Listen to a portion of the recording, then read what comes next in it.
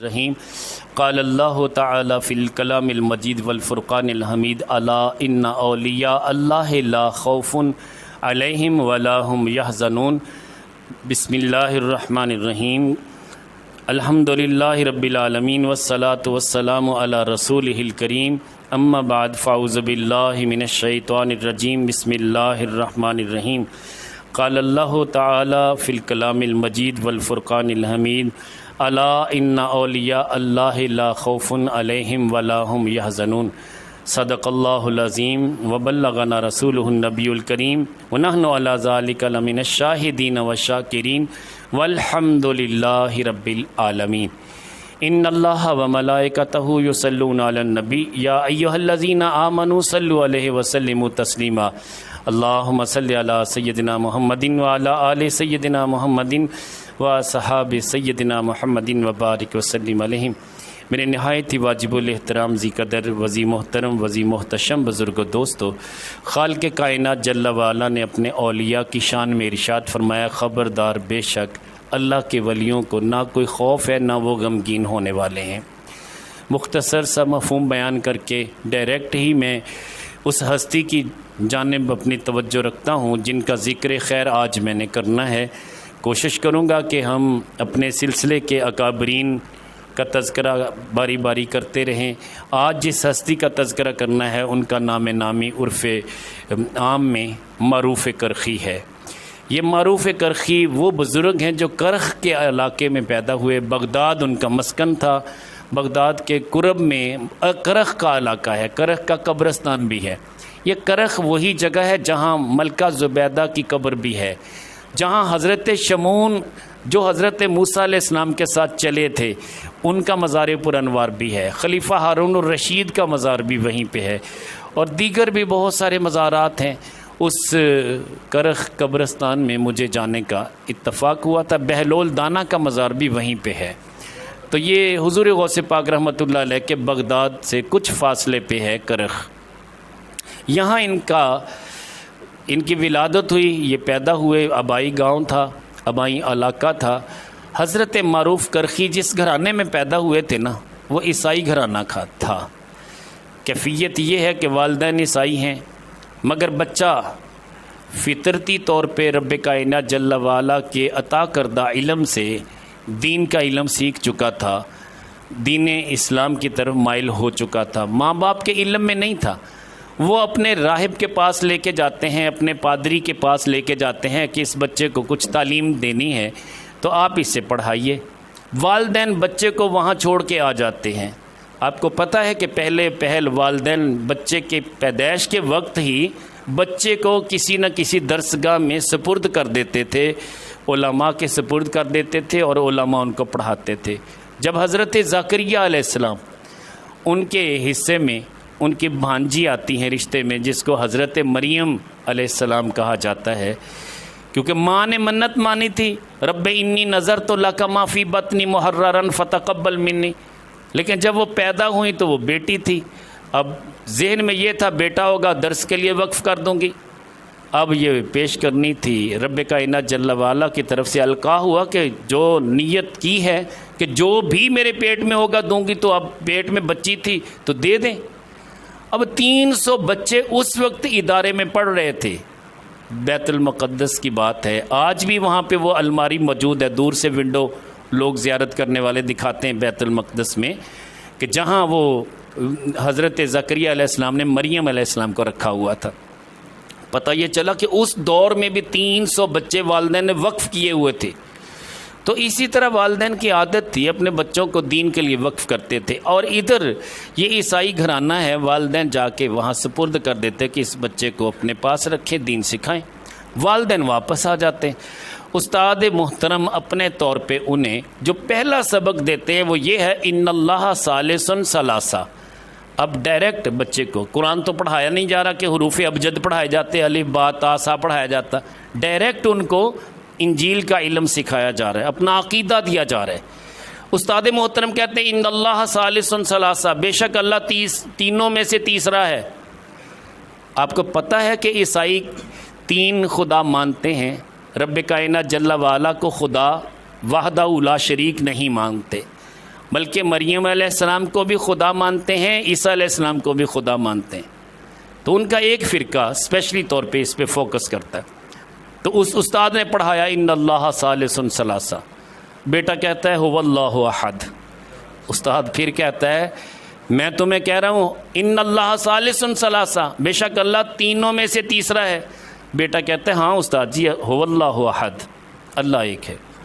تکرار اس طرح بڑا، اتنا بڑا تکرار کہ استاد محترم کو غصہ آ گیا، جلال میں آ کے اس بچے کی اتنی پٹائی کی بچہ بے ہوش ہو گیا۔ اب معروف کرخی بے ہوش پڑے ہیں، بچپنا ہے، چھوٹی سی عمر ہے۔ استاد محترم نے سمجھا کہ یہ ہوش میں آئے گا تو پھر اس سے بات کروں گا۔ استاد اپنے دیگر طلباء کی طرف مصروف ہوئے، یہ ہوش میں آئے، دوڑ لگا دی۔ معروف کرخی بھاگ نکلے، بھاگتے ہوئے جا رہے ہیں۔ آپ کے علم میں ہونا چاہیے بغداد شریف سے تقریباً آدھے گھنٹے کے فاصلے پہ کاظمین شریف ہے۔ کاظمین امام موسیٰ کاظم کا علاقہ ہے، اور پھر ان کے بیٹے ہیں علی رضا جو تھے وہ وہاں موجود تھے۔ یہ بچہ دوڑتا ہوا جا رہا ہے، یہ وہاں سے بھاگا، آگے دیکھا تو امام علی رضا موجود ہیں، لیکن یہ ان کو پہچانتے نہیں تھے، وہ ان کو نہیں جانتے تھے۔ اب ایک دوسرے کی پہچان نہیں ہے، مگر یہ بچہ بھاگتا ہوا جا رہا ہے۔ امام علی رضا آگے سے دونوں ہاتھ بلند کر کے پھیلا کے کہتے ہیں بیٹے آجا، تیرا ہی انتظار ہو رہا تھا۔ کلمہ پڑھاتے ہیں، اس کو صحیح معنوں میں مسلمان کر لیتے ہیں، پھر کچھ تعلیم دیتے ہیں، پھر وہ پوچھتے ہیں حضرت میں کہاں جاؤں؟ فرمایا امام اعظم ابو حنیفہ، دریائے دجلہ کے بالکل متصل کنارے پہ، دریائے دجلہ کے ایک طرف کاظمین ہے جہاں امام موسیٰ کاظم کا مزار پرانوار، دوسری طرف اعظمین ہے جنہیں ہم حضرت امام اعظم کا دربار گوہر بار کہتے ہیں۔ دریائے دجلہ کا پل جیسے ہم ہیڈ اسلام عبور کرتے نا، یہ تو چھوٹا سا پل ہے نا، وہ بہت لمبا ہے، تقریباً کوئی 1 کلومیٹر کے لگ بھگ ہے۔ مجھے یاد ہے کہ ہم جب کاظمین میں گئے تو وہاں ڈرائیور نے ہمیں اتار دیا کہ یہ آگے آپ پیدل جائیں گے، میرا روٹ نہیں ہے اس طرف کا۔ تو الگ بات ہے کہ روٹ تھا یا نہیں ہمیں بھی نہیں پتہ تھا، لیکن ہم نے جانا تھا۔ مجھے اچھی طرح یاد ہے کہ وہ پورا دریائے دجلہ کا پل ہم نے پیدل کراس کیا۔ آگے گئے تو کسی سے پوچھا امام اعظم ابو حنیفہ کا مزار کہاں؟ کہنے لگے وہ سامنے گنبد نظر آ رہا ہے، وہی ان کا مزار ہے۔ پورا قبرستان تھا، قبرستان کے ایک سائڈ پہ ان کا مزار، پھر آگے ابو بکر شبری رحمۃ اللہ علیہ کا مزار، پھر آگے یہاں تھوڑا سا آگے چلیں تو حضرت بشر حافی کا مزار تھا۔ یہ تینوں مزار ایک ہی قبرستان میں کچھ فاصلے پہ موجود ہیں۔ تو بات میں کر رہا تھا کہ آپ فرماتے کہ امام اعظم ابو حنیفہ کی درسگاہ کو لازم پکڑ لو اور وہاں جا کے ان سے اکتساب فیض کرو۔ یہ علم دین سیکھنا شروع کر دیتے ہیں۔ علم دین سیکھتے سیکھتے اب دل میں خیال آتا ہے کہ طریقت کے حوالے سے بھی تو کسی کے پاس جاؤں۔ اس دور میں اسی علاقے میں حضرت داؤد طائی رہا کرتے تھے، ان کا بڑا شہرہ تھا، بڑے تقوی طہارت کے مالک تھے۔ یہ وہاں چلے جاتے، ان کے دستے بیعت ہو جاتے، ان سے بھی اکتساب فیض کرتے ہیں۔ ایک دن والدین کا خیال آیا کہ ماں باپ کس حالت میں ہوں گے، تو ان سے پوچھتے ہیں کہ حضور اگر آپ اجازت دیں میں اپنی امی ابو کو نہ ملاؤں؟ فرمایا کہ ہاں تیرے والدین تو عیسائی تھے نا، مسلمان تو نہیں ہوئے؟ کہنے لگے حضور مسلمان ہی تو کرنے جا رہا ہوں، آپ اجازت دے دیں، آپ دعا فرما دیں۔ دعائے مصطفیٰ ہوئی تھی تو ابو ہریرہ رضی اللہ تعالیٰ عنہ اپنی ماں کی طرف بھاگے کہ ادھر میں نے کریم مصطفیٰ علیہ السلام سے دعا کرائی ہے کہ حضور میری امی جان کو دین اسلام کی دولت سے سرفراز کر دیں۔ اب دوڑ لگا دی، صحابہ دیکھ کے حیران تھے کہ دعائے مصطفیٰ بھی مکمل نہیں ہوئی۔ ابو ہریرہ کو یقین اتنا تھا، دوڑ نکلے کہ میں پہلے جاتا ہوں یا دعائے مصطفیٰ گھر پہلے پہنچتی ہے۔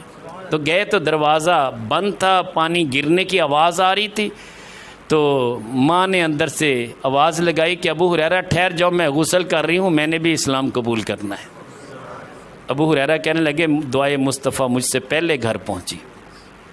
اب یہ حوالہ دیتے ہیں کہ حضور اگر ایسا ہو جائے تو میری خوشی کی انتہا نہیں رہے گی۔ آپ نے فرمایا جاؤ پھر اللہ کا توکل کر کے اللہ کے بھروسے پہ دعا مانگتے جانا کہ مالک تقدیریں بدلنے والا تو ہے، میرے ماں باپ کو مسلمان کر دے۔ یہ دعا کرتے جا رہے معروف کرخی رحمۃ اللہ علیہ۔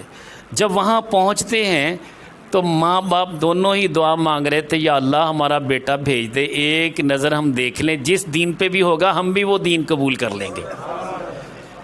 جیسے ہی بیٹے کو دیکھتے ہیں لپٹ جاتے ہیں، پیار کرتے ہیں، ماں بھی بلائیں لیتی ہے، باپ بھی سینے سے چمٹا لیتا ہے، کہتا ہے بیٹا یہ بتاؤ کس دین پہ ہو؟ کہنے لگے ابو جی اسی دین پہ جس دن پہلے آپ سے روانہ ہوا تھا، آپ جس استاد کے پاس چھوڑ کے آئے تھے وہ تو عیسائی تھا، اس نے مجھے یہ پڑھایا، میں نے آگے سے کہا تھا هو اللہ احد، بس آج بھی اسی دین پہ ہوں۔ کہنے لگے ہمیں بھی کلمہ پڑھاؤ۔ معروف کرخی رحمۃ اللہ علیہ اپنے والدین کو کلمہ پڑھاتے ہیں۔ اتنا یہ پیار تھا، اتنی محبت تھی۔ یہ معروف کرخی رحمۃ اللہ علیہ وہ بزرگ ہیں جن کے مزار پر انوار پہ حضور غوث پاک رحمۃ اللہ علیہ جایا کرتے تھے، حاضری دیا کرتے تھے، اکتساب فیض کے لیے حاضری دیتے، اور ایک بار وہاں جا کے حضور غوث پاک رحمۃ اللہ علیہ کہتے ہیں معروف کرخی آپ بڑے مرتبے کے حامل ہیں، آپ سے فیض لینے کے لیے آتا ہوں، آپ کے درجے مجھ سے ابھی 2 درجے بلند ہیں، میں نے وہ طے کرنے ہیں، آپ میرے لیے دعا کر دیں گے اللہ مجھے وہ درجے بھی طے کروا دے گا۔ اب معروف کرخی اتنے بڑے بزرگ ہیں، یہ حضرت سری سکتی کے بھی پیر ہیں، اور حضرت سری سکتی رحمۃ اللہ علیہ جنید بغدادی کے پیر بھی ہیں، ماموں بھی ہیں۔ یہ اس طرح رشتے تھے۔ یہ داؤد طائی کے مرید ہونے کے بعد بھی ادھر آئے تھے نا معروف کرخی، ان کے پیر صاحب داؤد طائی ہیں۔ ان کا جو مزار پر انوار ہے وہاں حضور غوث پاک رحمۃ اللہ علیہ باقاعدگی سے حاضری کے لیے جایا کرتے تھے۔ ہمارا مشرب اولیاء اللہ کے قدموں میں حاضری دینا یہ معمولی نہیں ہے۔ حضور غوث پاک جو پیروں کے پیر ہیں وہ بھی معروف کرخی کے مزار پہ جاتے ہیں اور یہ بھی بات کرتے ہیں کہ حضور آپ 2 درجے بلند ہیں، میری پوری کوشش ہے آپ سے آگے نکلنے کی۔ اب یہ لاڑ کی بات ہے، ورنہ کوئی اپنے استاد سے آگے نہیں جا سکتا، لیکن دنیاوی اعتبار سے میں نے بارہا تجربہ کیا ہے کہ ہمارے وہ اساتذہ جنہوں نے پرائمری میں ہمیں پڑھایا، ان کی جو وسعت علمی تھی وہ پرائمری سطح کی تھی، میٹرک سطح کی تھی، لیکن الحمدللہ اللہ نے ایسے اسٹوڈنٹس بھی ماشاءاللہ بنائے کہ جو اپنے اساتذہ سے علم و فضل میں آگے چلے گئے۔ کسی نے ایم فل کی، کسی نے پی ایچ ڈی کی، کوئی باہر کے ملکوں سے پڑھ کے آیا۔ استاد بیچارے نے تو روٹین میں پی ٹی سی کی تھی یا اس نے بی ایڈ کیا تھا بس۔ تو جو شاگرد اعلیٰ تعلیم حاصل کر رہے فوق کل ذی علم علیم، ہر علم والے کے اوپر علم والا ہوتا ہے۔ اب حضور غوث پاک رحمۃ اللہ علیہ پھر وہ وقت بھی آیا کہ جب مریدین کے ساتھ جا رہے ہیں معروف کرخی رحمۃ اللہ علیہ کے مزار پہ، سارے مریدین موجود ہیں۔ آپ دعا مانگتے مانگتے پتہ کیا کہتے ہیں کہ حضور آپ کا کرم ہو گیا، اب اللہ نے آپ سے 2 درجے مجھے اور بلند کر دیا ہے۔ حضور غوث پاک رحمۃ اللہ علیہ کا فرمانے عالی شان تھا، یہ رب کے حکم سے، اللہ کے محبوب کے حکم سے آپ نے فرمایا تھا کہ یہ میرا جو قدم ہے قدمی حاضی علی رقبۃ کل ولی للہ، جو ہر اللہ کا ولی ہے نا اس کے کاندھوں پہ، اس کے رقبوں، اس کے جو کاندھے ہیں نا اس پہ میرا قدم، ہر ولی پہ، ہر ولی کی گردن پہ میرا قدم۔ اب یہ دعویٰ کیا۔ علماء فرماتے جو پہلے اولیاء چلے گئے کیا حضور غوث پاک کا مرتبہ ان سے بھی بلند ہے؟ علماء نے جواب دیا ہاں ان سے بھی بلند ہے۔ تو معروف کرخی کے دربار گوہر بار میں آپ نے جا کے خود کہا اے معروف کرخی فیضان تو آپ کا ہی ہے، نظر کرم آپ کی ہے، دعا آپ کی ہے، مگر اللہ نے مجھے 2 درجے آپ سے بھی اب بلند کر دیا ہے۔ یہ اللہ کی تقسیم ہے، جسے چاہے بلندی دے دے۔ تو بندے کے اپنے بس میں نہیں ہوتا، فوق کل ذی علم علیم۔ تو یہ اتنے تقوی طہارت والے تھے اور اتنا احساس رکھتے تھے۔ یاد رکھیں جو اولیاء اللہ کے اندر خاص بات ہوتی نا وہ یاد رکھیں، وہ پلے باندھ لیں۔ یہ اولیاء اللہ منفرد کیوں ہوتے ہیں؟ انہیں مخلوق خدا کا احساس ہوتا ہے، بس یہ ایک خوبی ہے جو عام بندے سے اولیاء اللہ کو ممتاز کرتی ہے۔ اللہ کے ولیوں کو دوسروں کا احساس ہوتا ہے۔ اللہ کے ولی اپنی جیبیں بھرنے والے نہیں ہوتے، غربا مساکین اور حاجت مندوں کو دینے والے ہوتے ہیں۔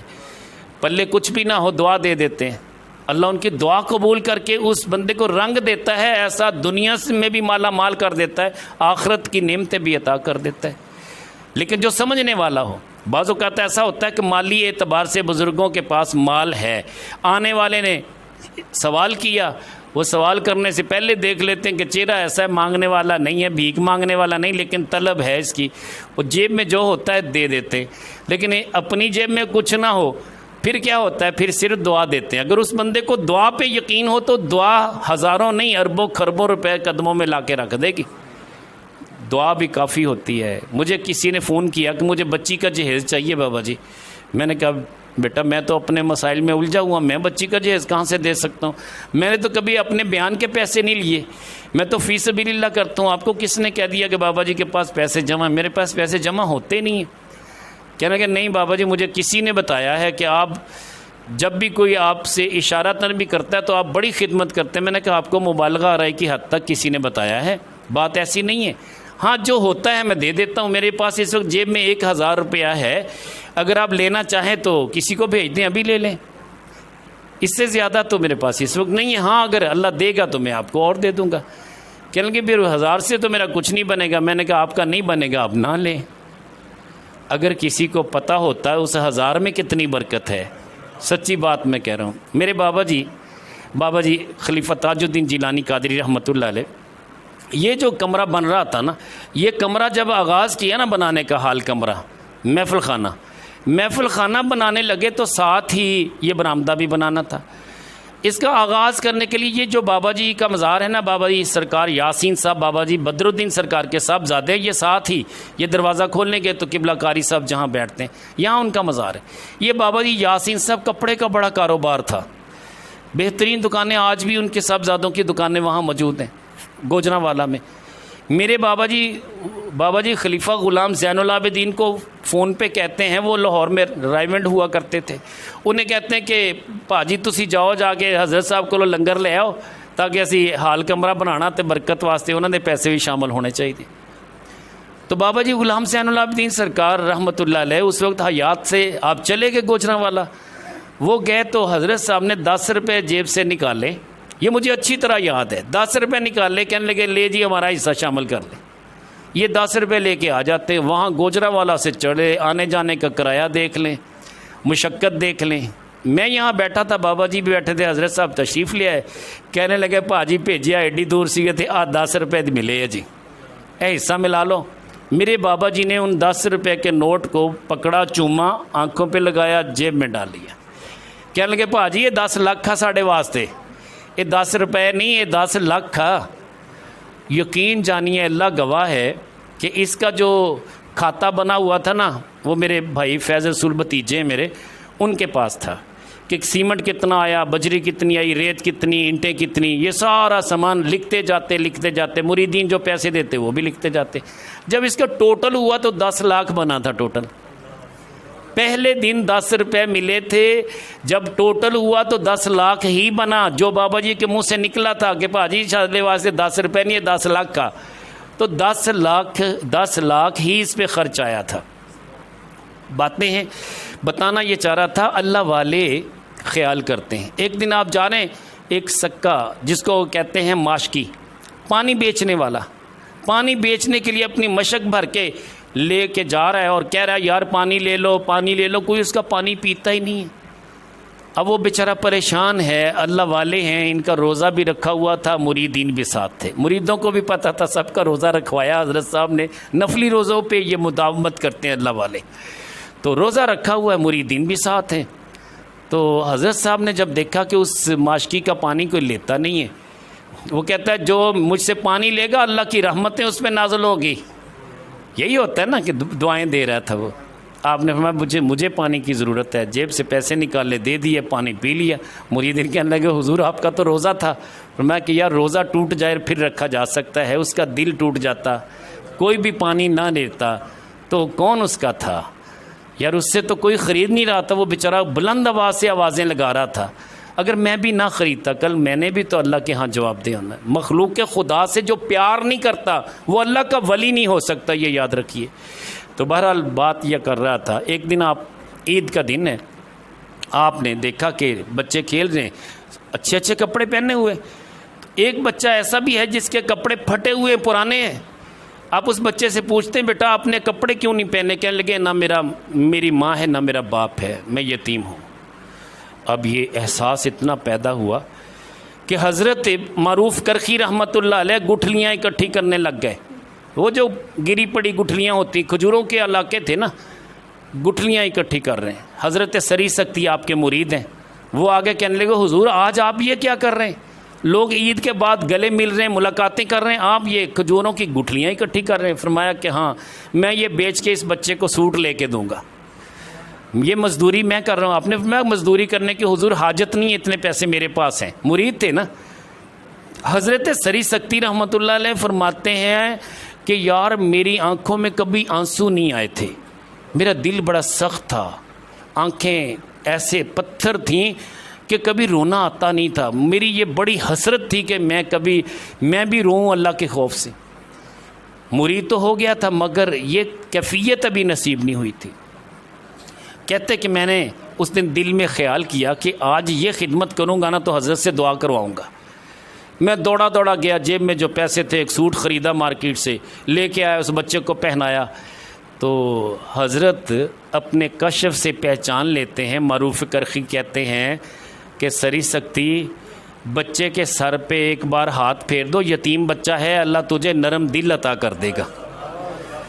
حضرت سری سکتی رحمۃ اللہ علیہ فرماتے ہیں اللہ کی قسم میں نے اس بچے کے بالوں پہ جیسے ہاتھ پھیرا میری آنکھیں چھما چھم برسنے لگی۔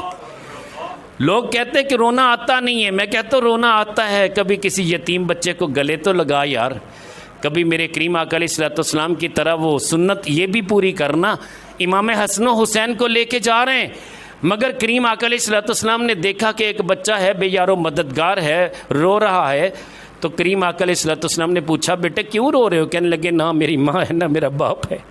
حضور رونا اس لیے آتا ہے کہ میرے ماں باپ ہوتے مجھے بھی کپڑے اچھے پہناتے۔ اب عیدگاہ کی طرف سرکار جا رہے ہیں۔ آپ کے علم میں ہونا چاہیے کہ مسجد نبوی میں عید نہیں ہوتی تھی۔ آپ حیران ہوں گے کہ یار یہ کیسی بات ہے۔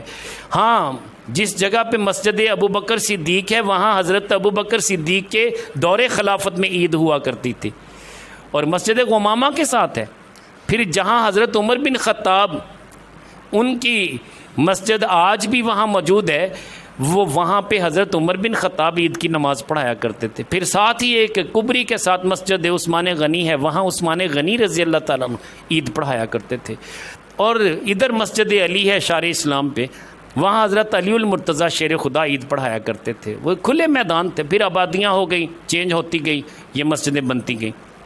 میرے کریم آقا علیہ الصلوۃ والسلام بھی کھلے میدان میں عید پڑھایا کرتے تھے۔ میدان میں جا کریم علیہ الصلوۃ والسلام واپس پلٹتے ہیں، حسن و حسین بھی ساتھ ہیں، سیدہ کے گھر جاتے ہیں، کہتے ہیں سیدہ حسن و حسین کے جوڑے تو ہوں گے، جو اس کی پیمائش والا جوڑا ہو نا، جو سب سے خوبصورت ہو، ایسے ہی لگے جیسے میرے ننھے شہزادوں نے جوڑے پہنے، اسی طرح کا خوبصورت انہیں بھی اس کو بھی پہنا دے۔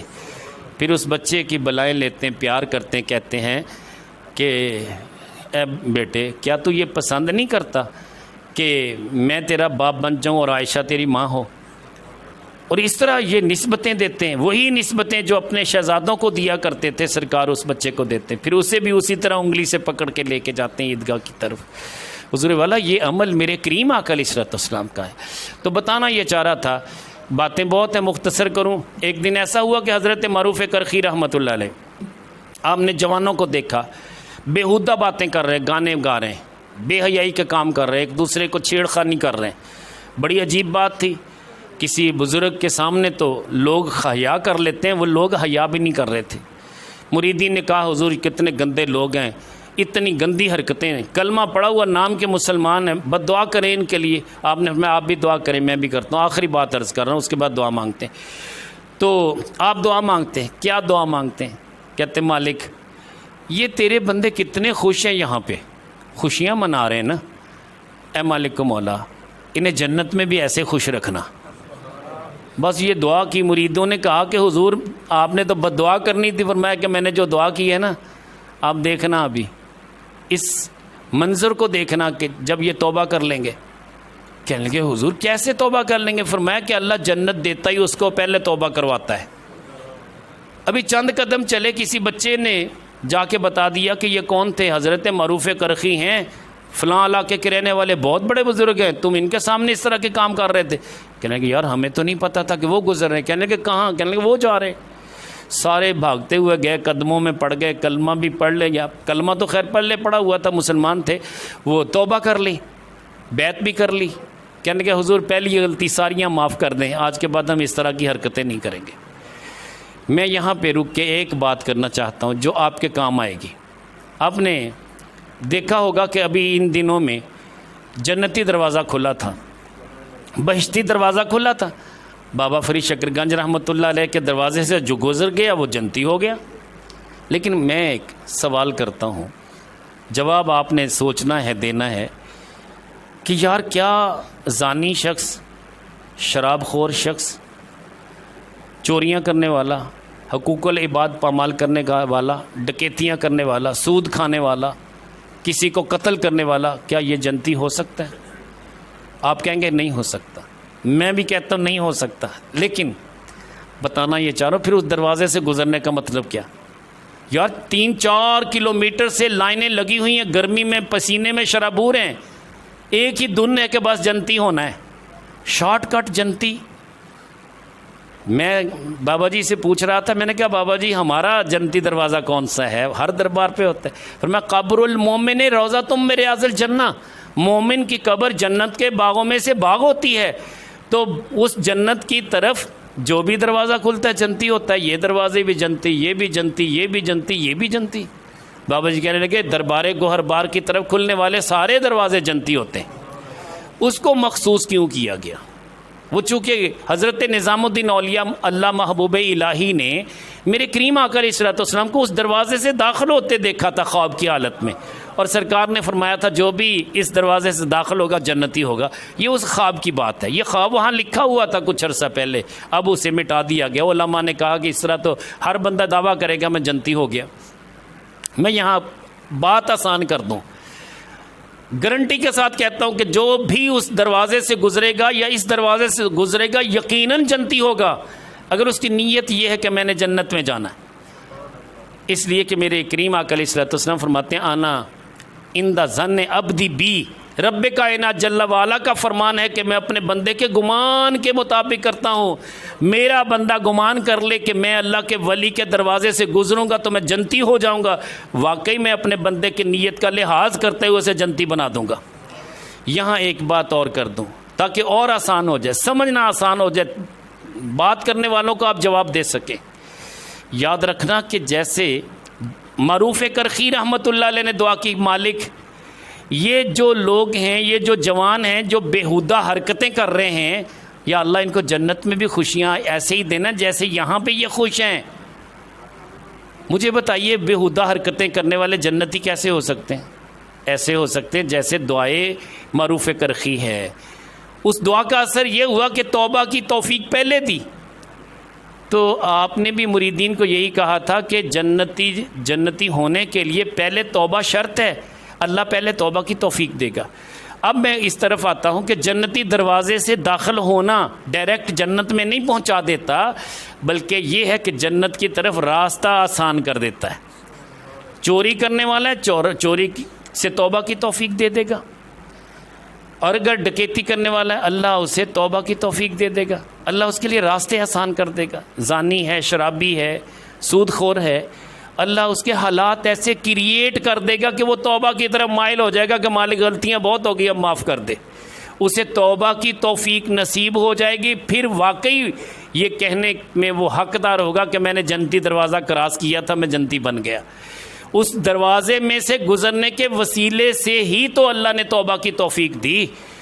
بات یہ ہے کسی کی دعا کے صدقے اللہ وسیلہ بناتا ہے، کسی دروازے سے گزرنے سے اللہ وسیلہ بناتا ہے۔ یاد رکھیں کہ اگر کسی کے جنازے میں آپ شامل ہو گئے، آپ کے علم میں ہونا چاہیے کہ میرے کریم آقا علیہ الصلوۃ والسلام نے فرمایا کہ جو بندہ مومن ہوتا ہے اسے جنت میں اللہ نے اتنا اختیار دیا ہوتا ہے کہ وہ قبر میں ہے، سب سے پہلے جو مجدہ سنایا جائے گا، تحفہ یہ ملے گا کہ اے میرے بندے تو میرا بندہ ہے، تو نے میری خاطر زندگی بسر کی ہے، تجھے پہلا تحفہ اور خوشخبری یہ سناتا ہوں جتنے تیرے جنازے میں شامل تھے سارے بخش دیے۔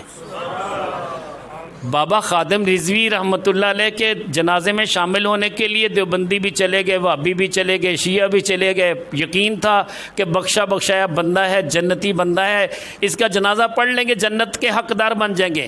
میں اس پہ شک نہیں کرتا، مجھے یقین ہے کہ اللہ یقیناً ان بندوں کو ایسی توفیق دے دے گا کہ ان کے گناہوں سے انہیں توبہ کی توفیق دے دے گا۔ تو یہی اس کا فلسفہ ہے کہ جنتی ہونا ہے، جنتیوں والے کام شروع کر دیں، ان لوگوں میں بیٹھنا شروع کر دیں۔ ایک بندہ ایسا بھی تھا صحابی رسول، وہ چوریاں بھی کرتا تھا، نمازیں بھی پڑھتا تھا۔ ایک صحابہ نے آ کے عرض کی یا رسول اللہ صلی اللہ علیہ وسلم، یہ نمازیں بھی پڑھتا ہے مگر چوریاں بھی کرتا ہے۔ کریم آقا علیہ الصلوۃ والسلام نے فرمایا کہ یہ عشاء کی نماز بھی پڑھتا ہے۔ صحابہ نے عرض کی حضور پڑھتا ہے، فجر بھی پڑھتا ہے؟ فرمایا ہاں پڑھتا ہے۔ یہ تو حضور تہجد کے 2 نفل بھی پڑھتا ہے مگر چوری نہیں چھوڑتا۔ میرے کریم آقا علیہ الصلوۃ والسلام نے فرمایا رات کی نماز اسے توبہ کی توفیق مل جائے گی، رات کی نماز اسے توبہ کی طرف گامزن کر دے گی۔ ان الصلاۃ تنہا عن الفحشاء والمنکر، بے شک نماز بے حیائی اور برے کاموں سے روک دیتی ہے۔ جس نے توبہ کرنی ہو نمازی بن جائے، سچے دل سے نمازی بن جائے، سارے گناہ خود بخود زندگی سے نکلنا شروع ہو جائیں گے، ایک بھی گناہ باقی نہیں رہے گا۔ اللہ کریم جل وعلا ہماری حاضری قبول فرمائے۔ وما علیہ